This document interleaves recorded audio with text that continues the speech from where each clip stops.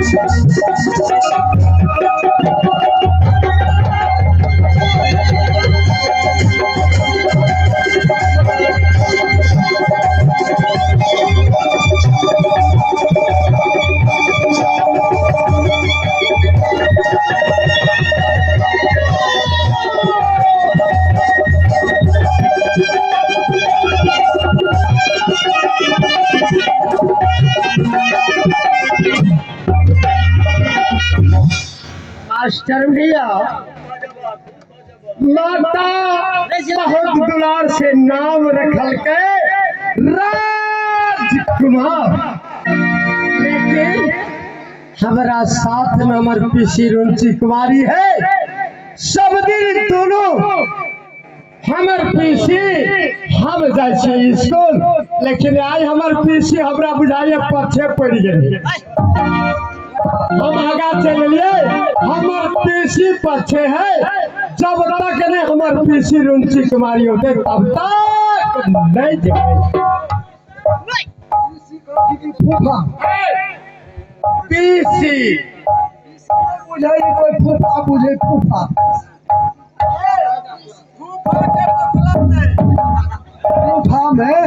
फूफा में नेपाली सब मधेसी सब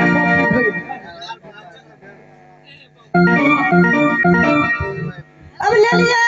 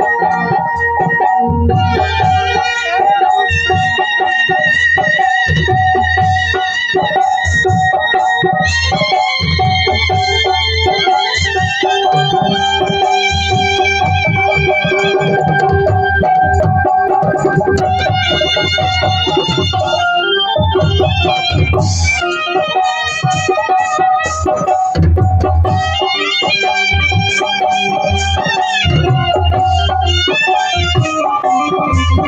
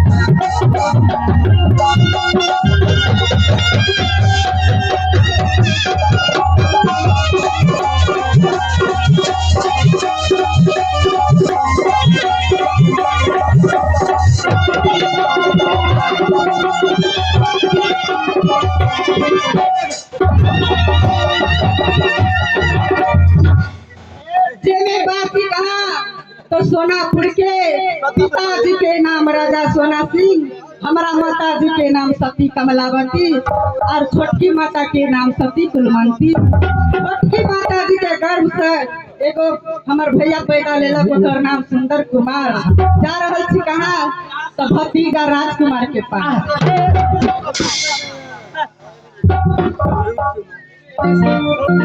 पीसी गए हाँ, हम तो कहलिए हमार पीसिया भूतला गेले, लेकिन तुम पछे पछे चले नहीं गए। बउआ पहले पहले ई जगह भेंट करो त कनी भूतले जे कर। पहले जब भेंट करे तो गला में गला मिल कर नहीं करेंगे। ताना आ गए है के पीसी गए बात नहीं मन भेले ए पीसी आ जा सब चल।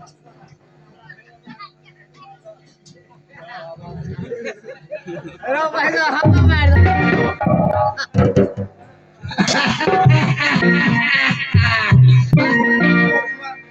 शिमला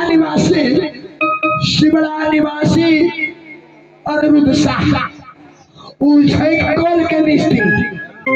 शिमला निवासी अरविंद शाह उ कल मिस्त्री है। उ भाई साहब हमरा सबके ई गांव में कर्जा रहा दे अपने बराबर प्रोग्राम देखे है। तो हम चले विदेश का 3 बरस हो गया। आज 3 बरस में हमारे साथी बड़े नहीं भेट गए। हम कर गए भाई साहब वहाँ के नहीं देखने चल 3 साल पता बोला 3 साल रुपया दिया तो कर गए नहीं ये कैसे। तो अनिरुद्ध भाई कल मिस्त्री जिनका सबके अपना बाड़ी में दूरा पर खेत में खरिहान में चाहे जमीन में खरारी पर जरा कौन गड़बड़ है तो शिमला निवासी अनिरुद्ध शाह संपर्क करो। वो हमरा दिल के 100 रुपया सर केकरा दे ये मास्टर साहब है।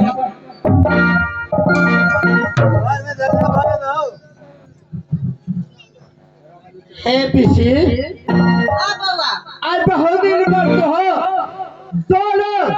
तो पीसी हम तोहर भतीजा स्कूल जाय छलिए लेकिन आज थोड़ा लेट भ गेल ते लगाते बात है। हाँ हाँ